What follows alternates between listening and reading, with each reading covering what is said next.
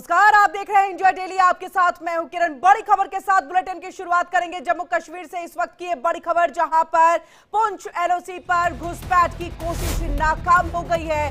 दो आतंकी खारी करमाड़ा इलाके में कर रहे थे घुसपैठ की कोशिश। सेना ने दोनों आतंकियों को ढेर कर दिया है। ये बड़ी खबर आ रही है, बड़ी सफलता यहां सेना के जवानों को उनकी मुस्तैदी से देखिए। यहां पर दो आतंकियों को ढेर कर दिया गया है जो करमाड़ा इलाके में घुसपैठ की कोशिश कर रहे थे। ये दो आतंकी एलओसी पर घुसपैठ की कोशिश जिसे नाकाम कर दिया है हमारे सेनाओं ने, हमारे सेना के जवानों ने। और इसी के साथ आपको हम बता दें, सेना ने और ज्यादा जानकारी के लिए हम सीधे रुक कर लेते हैं अपने संवाददाता रमन सैनी का। रमन, क्या कुछ जानकारी? बड़ी सफलता, घुसपैठ की कोशिश लेकिन नाकाम।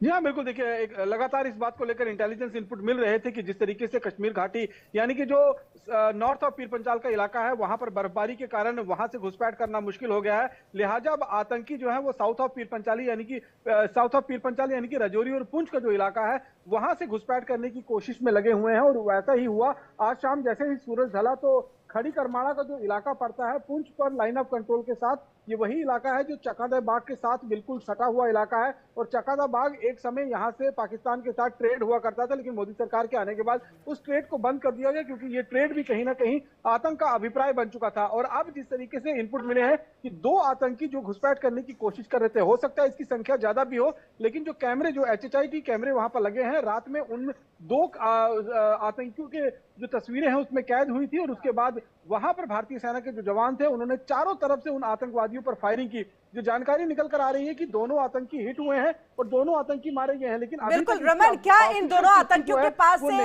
हथियार बरामद हुए? कौन कौन से हथियार बरामद हुए? इस बारे में क्या कोई आधिकारिक पुष्टि जो है सेना के जवान, सेना के अधिकारियों की तरफ से की गई है? इस बारे में जानकारी, साथ ही और कितनी तादाद हो सकती है आतंकियों की, क्या इसको लेकर के कोई पुष्टि, कोई इनपुट जो है वो सेना के जवानों को मिला है?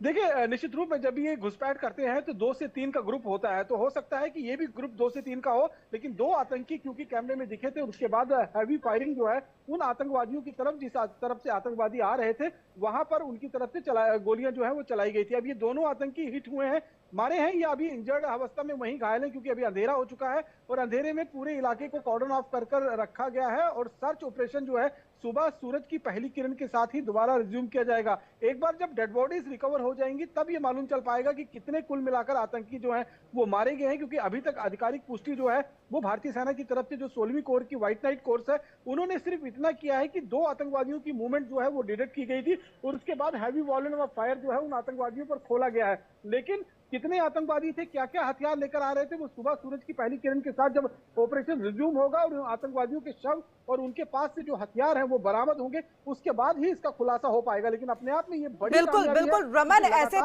ऐसे तो देखा जाए तो 12 मास यानी कि हर महीने इस तरह से जो है आतंकी घुसपैठ की कोशिश करते हैं ताकि जम्मू कश्मीर में आतंक को फैला सके। लगातार हमारे जवान जो है इस घुसपैठ को जो है नाकाम कर देते हैं। लेकिन ये जो विंटर का यानी कि जो ठंड का समय है ये इनके लिए बहुत ही सही होता है, क्योंकि देखिए एक तरफ बर्फबारी होती है, उनको पता होता है यहाँ सेना के जवान जो है कहीं ना कहीं इससे थोड़े से निचले इसमें चले जाएंगे। क्या इसीलिए ये जो करमाड़ा वाला इलाका है उसको यहां पर चुना गया कि यहां से जो है हम एंट्री करेंगे?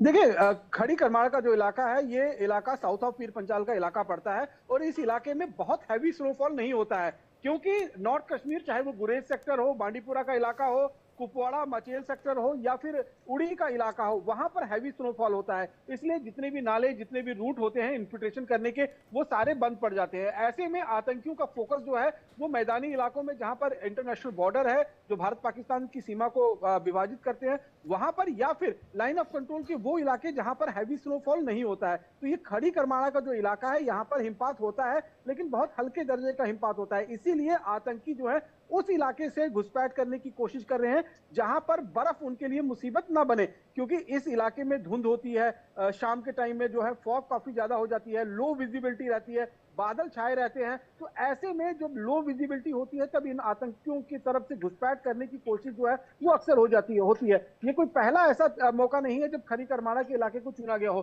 पहले भी इस इलाके में बैट एक्शन जो है वो करने की कोशिश पाकिस्तान की तरफ से हुई है। एक दो बार बैट एक्शन करने में पाकिस्तान पिछले कुछ सालों में जो है, अगर हम कहें कि 2014 से पहले, तो यहाँ पर कामयाबी भी मिली है। लेकिन अभी जिस तरीके के हालात पूरे बॉर्डर पर बने हैं, क्योंकि इस बात को लेकर पहले से ही इनपुट थे, क्योंकि बर्फबारी का इलाका जो है वहां से घुसपैठ ना होगी, अब उन इलाकों से घुसपैठ होगी जहां पर बर्फबारी कम हुई है। इसीलिए उन्होंने इस खड़ी करमाणा के इलाके को चुना। और साथ ही साथ में रजौरी और पुंछ का जो इलाका पड़ता है, इस इलाके में जो लॉन्च पैड बने हुए हैं, यहाँ पर करीबन 40 से 50 आतंकी ट्रेनिंग लेकर तैयार बैठे हुए हैं, ताकि वो घुसपैठ कर जम्मू कश्मीर के अंदर दाखिल हो सके। या तो वो जो पीर की गली का इलाका पड़ता है, मुगल रोड, वहां से होते हुए कश्मीर घाटी एंटर कर जाते हैं, या फिर कश्मीर जो पुंछ का इलाका है वहां के घने जंगलों के बीच में अपना डेरा बना लेते हैं, और समय आने पर जो है वो लगातार सुरक्षा कर्मियों को अपना निशाना बनाते हैं। इस बात को लेकर होम मिनिस्ट्री की तरफ से भी अभी एडवाइजरी जारी की गई थी कि अगर गर्मियों में इंटेंसिटी जो बढ़ती है हर साल